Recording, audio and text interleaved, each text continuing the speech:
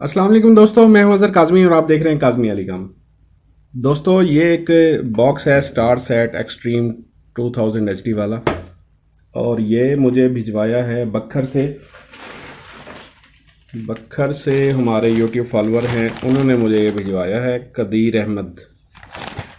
तो ये जो बॉक्स है ना, बिल्कुल पावर ऑन करने पे बिल्कुल डेड है, बिल्कुल इसकी कोई सप्लाई नहीं आ रही। और इसकी जो हिस्ट्री है वो ये है कि कोई बिजली गिरी है, तो उसकी वजह से जो है ना ये बिल्कुल डेड हो गया। तो इसको जल्दी से खोल लेते हैं और फिर चेक करते हैं कि इसमें मसला क्या है। अमूमन जो बिजली गिरती है या लाइटनिंग वगैरह का जो भी इशू आता है तो वो मेन चिप पे ही इफ़ेक्ट करता है, और ये मैं कई दफ़ा अपने दोस्तों को, व्यूवर्स को बता भी चुका हूँ कि इन केसेस में इनके रिपेयर होने के चांसेस बहुत कम होते हैं। अच्छा जी दोस्तों, इसको ऑन कर लेते हैं। ऑन करने के बाद सबसे पहले इसकी जो है हम मेन सप्लाई वेरीफाई करेंगे कि यहाँ पे हमें AC220 मिल रहे हैं या नहीं मिल रहे। ठीक है, मीटर में सेट कर लेता हूँ। सबसे पहले AC220 हमने चेक करनी है कि हमें मिल रही है या नहीं मिल रही। ठीक हो गया, 256 ये हमें मिल रहे हैं। अब हमने क्या करना है कि इसकी DC सप्लाई वेरीफाई करनी है। ठीक है जनाब, इसकी DC 20 पे इसको रख लेते हैं, क्योंकि इसकी जो सप्लाई है वो 12 वोल्ट की होती है। सबसे पहले ये पहली इसकी ग्राउंड है, दूसरी भी ग्राउंड होती है, और फिर आगे 12 वोल्ट की 2 वायर्स होती हैं। और ये अमूमन जो है हाइपर में भी यही सप्लाई होती है। ये सप्लाई इसकी वेरीफाई कर रही है, पूरी 12 शो नहीं कर रही। ये देखें, अगर ये यहाँ पे हम चेक करेंगे, इसका जैक जो बोर्ड पे लगा हुआ है, ये सप्लाई वेरी कर रही है। ठीक है, इसका मतलब ये है कि बोर्ड के अंदर कोई शॉर्टेज है। ठीक हो गया, ये हमें कंफर्म हो गया कि बोर्ड के अंदर कोई शॉर्टेज है। अब हमने करना क्या है, एक दफ़ा अपनी सप्लाई को वेरीफाई कर लेते हैं। इसका ग्रिप उतार दिया। अब सप्लाई को चेक करेंगे इसकी क्या पोजीशन है।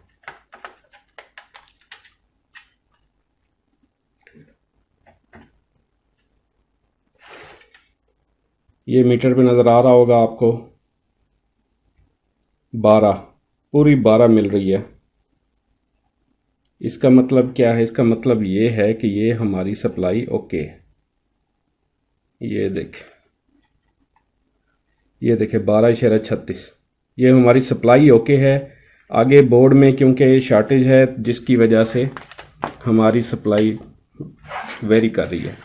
अब इसमें होता क्या है, इसकी इंशाल्लाह बोर्ड के वोल्टेजेस की डिटेल भी मैं आप दोस्तों के साथ शेयर करूंगा। और इसमें सबसे पहले ये एक रेगुलेटर लगा हुआ है। ये यहाँ पे 12 वोल्ट आ रहे हैं हमें कैपेसिटर से, इन कैपेसिटर से आगे 12 वोल्ट निकल रहे हैं, और यहाँ पे ये रेगुलेटर है।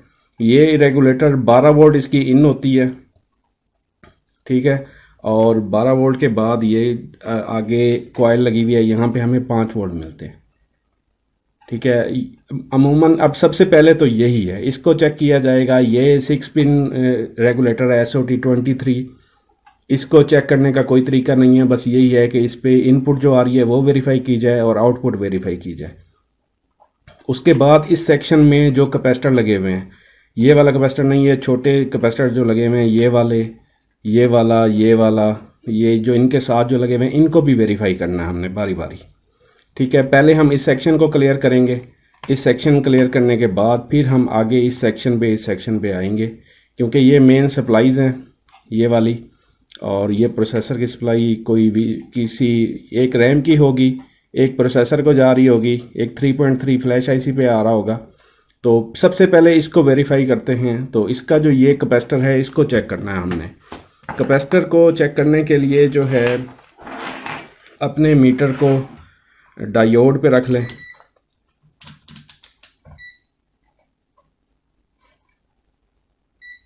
क्योंकि हमारी सप्लाई, ये मैंने डायोड पे सिलेक्ट कर लिया, ठीक है। हमारी सप्लाई जो है वो बिल्कुल शॉर्ट बता रही है। सप्लाई तो हमारी ठीक है, रेगुलेटर पे भी हम चेक कर लेंगे, लेकिन अभी फ़िलहाल हमने जो है इस पे तसल्ली करनी है। इसका जो कैपेसिटर इसके साथ लगे हुए हैं मीटर पे, आप तवज्जो कीजिएगा। ये मैं इसके कैपेसिटर चेक करने लगा हूँ। ये वैल्यू दे रहा है एक साइड से। अमूमन कैपेसिटर जो है ना दोनों साइडों से वैल्यू देते हैं, लेकिन जो है वैल्यू देते हैं, लेकिन जो है क्या होता है, इनकी जो वैल्यू है वो डिफ़र करती है, एक जैसी नहीं होनी चाहिए। और कैपेसिटर ओपन अमूमन शॉर्ट होता है कैपेसिटर। ये दोनों कैपेसिटर जो हैं वो ठीक हैं। इस कैपेसिटर के साथ जो मेन पे लगे हुए हैं वो ठीक हैं। अब ये कॉइल है, कॉइल के बाद ये एक आउटपुट पे कैपेसिटर लगा हुआ है, इसको भी वेरीफाई कर लेते हैं। ये इस साइड पे शॉर्ट बता रहा है, ये देखें, ये एक साइड पे शॉर्ट शो कर रहा है। ये देखें, दूसरी साइड पे चेक करेंगे, दूसरी साइड पे भी शॉर्ट शो कर रहा है, ठीक है। इसका मतलब है ये वाला कैपेसिटर जो है ये शॉर्ट है। सबसे पहले इस कैपेसिटर को निकालते हैं, क्योंकि जो चीज़ हमें पहले ट्रेस हो गई है, सबसे पहले हम उस कैपेसिटर को निकाल लेते हैं, फिर आगे चलते हैं। काव्या मैं गर्म कर लेता हूँ, फिर आप दोस्तों के साथ शेयर करता हूँ। अच्छा दोस्तों, सोल्डरिंग आयरन मैंने लगा दिया, गर्म हो रहा है। जितनी देर में वो गर्म होता है, एक चीज़ और भी इसमें वेरीफाई करते चलें।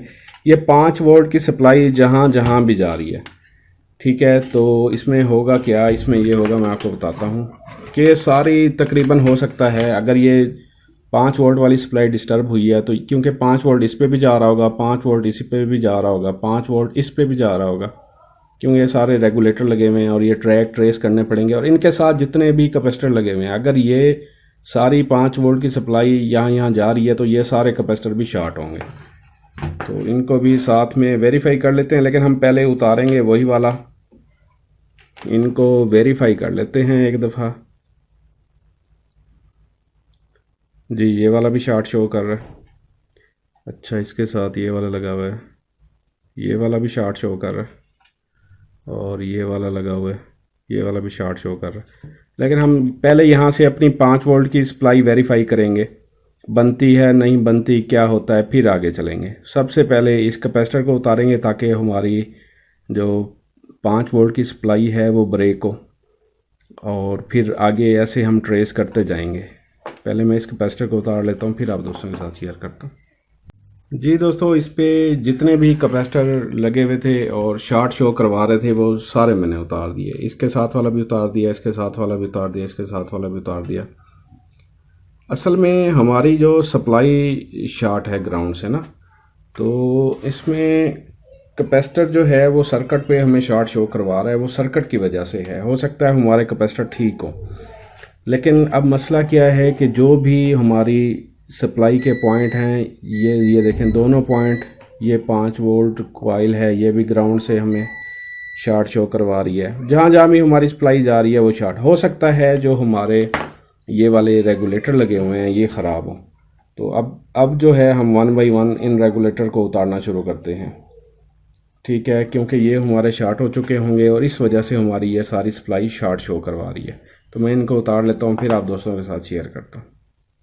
जी दोस्तों, इसको तसल्ली से मैंने चेक कर लिया है और इसकी जो है मेन चिप शॉर्ट है। इसमें जो है 5 वोल्ट की सप्लाई हमारी बहाल हो गई है। अच्छा जी, उसके बाद ये 5 वोल्ट की सप्लाई हमारी बहाल हुई है। यहाँ पे ये रेगुलेटर चेंज किया है मैंने 12 से 5 वाला, ठीक हो गया जनाब। उसके बाद ये रेगुलेटर जो ये रैम के लिए होता है, ये 1.5 वोल्ट का है। यहाँ पे रैम 1.5 से 1.8 वोल्ट तक होती है, वो डिपेंड करता है कि कौन सी DDR है, ठीक है जनाब। उसके बाद ये 3.3 वाली सप्लाई है, ये शॉर्ट है। ये सप्लाई मेन प्रोसेसर को भी जा रही होती है, सिस्टम IC को, और फ्लैश IC पे भी आ रही होती है। और ये वाला रेगुलेटर यहाँ पे लगा हुआ है, ये 1.2 है, ये मेन प्रोसेसर के लिए सप्लाई होती है। थोड़ी सी सप्लाईज हैं, बाकी ये ट्यूनर सेक्शन वगैरह की आगे ये सप्लाईज बन रही होती हैं। तो इसकी इतनी सी सप्लाइयाँ हैं। ये एक्सट्रीम 2000 हो गया या एक्सट्रीम 90,000 हो गया। ये दोनों का बोर्ड सेम है, उसमें जस्ट ड्यूअल ट्यूनर लगा हुआ है और इसमें सिंगल ट्यूनर है। बोर्ड बिल्कुल सेम है, बोर्ड में किसी किस्म का कोई फ़र्क नहीं है। ठीक हो गया। अब आपको क्लियर हो गया होगा कि पहला हमारा इस कॉइल पे 5 वोल्ट, इस कॉइल पे आपको मिलेंगे 1.5 वोल्ट, इस कॉइल पे 3.3 वोल्ट, इस कॉइल पे 1.2 वोल्ट। ठीक हो गया। इतनी सी इसकी सप्लाई है। मेन इसकी 12 है, 12 से 5, फिर 5 से 1.5, 5 से 3.3 और 5 से 1.2। क्योंकि अब इसमें ये शार्ट था और ये भी शार्ट था, इस वजह से हमारी सारी सप्लाई जो है सप्रेस हो रही थी, फ्लक्चुएशन आ रही थी सप्लाई में। तो हमने जब ये निकाले और इनके जो मेन कैपेसिटर थे उन पे हमें लूप मिल रहा था, सप्लाई मेन शार्ट थी, असल में कैपेसिटर ख़राब नहीं थे, जिसकी वजह से हमें सप्लाई लूप दे रही थी। तो वो हमने निकाले। रेगुलेटर जब निकाले तो हमारी शॉर्टेज ख़त्म हो गई। फिर ये रेगुलेटर चेंज किया और ये चेंज किया, तो इसके बाद जो हमें ये सप्लाइयाँ हमारी तो वेरीफाई हो गई। इसकी जो मैंने एक लेग भी कट की है, यहाँ से एक लेग कट की है, ये 3.3 यहाँ पे इन हो रहे थे, लेकिन फिर भी मसला हल नहीं हुआ क्योंकि इस साइड से 1.2 भी इसके शॉर्ट है। तो ये फिर मेन चिप ही फारिग है। और अक्सर दोस्त मुझसे पूछते हैं कि मेन चिप कहाँ से मिलेगी, तो उनके लिए जवाब ये है कि मेन चिप मार्केट में अवेलेबल नहीं है।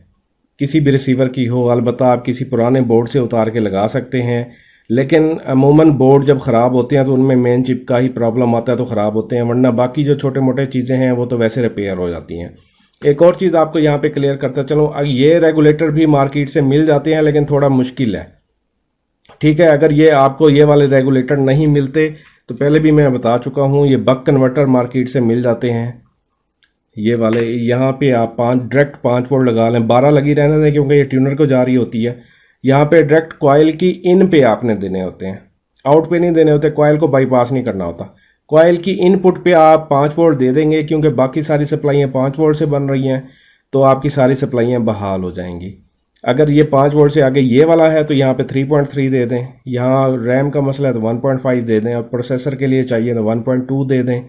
या अगर यहाँ पे 1.2 की आपको सप्लाई नहीं मिल रही तो 3.3 से 2 डायोड लगा के आप 1.2 पे दे दें, तो वो भी आपकी 1.2 ही तकरीबन निकलेगी। तो ये थी दोस्तों आज की वीडियो। इसकी मैं मुकम्मल डिटेल जो वोल्टेज पॉइंट हैं वो मैं आप दोस्तों के साथ शेयर कर देता हूँ तस्वीर में। इसका बोर्ड और 90,000 स्टार सेट 90,000 का बोर्ड और 2000 एक्सट्रीम का बोर्ड बिल्कुल सेम है। इन दोनों के अगर आपके पास कभी कोई केस ऐसे रिपेयर होने के लिए आता तो आप इसको फॉलो करके, या आगे जो वोल्टेज डिटेल में बता रहा हूँ उसको फॉलो करके तो आप इजीली इसको रिपेयर कर सकते हैं। उम्मीद करता हूँ दोस्तों आपके नॉलेज में काफ़ी इजाफा हुआ होगा, और वो जो दोस्त जो मेन चिप के बारे में अक्सर पूछते रहते हैं उनको भी इस वीडियो में जवाब मिल गया होगा। तो नेक्स्ट वीडियो तक के लिए अल्लाह हाफिज़।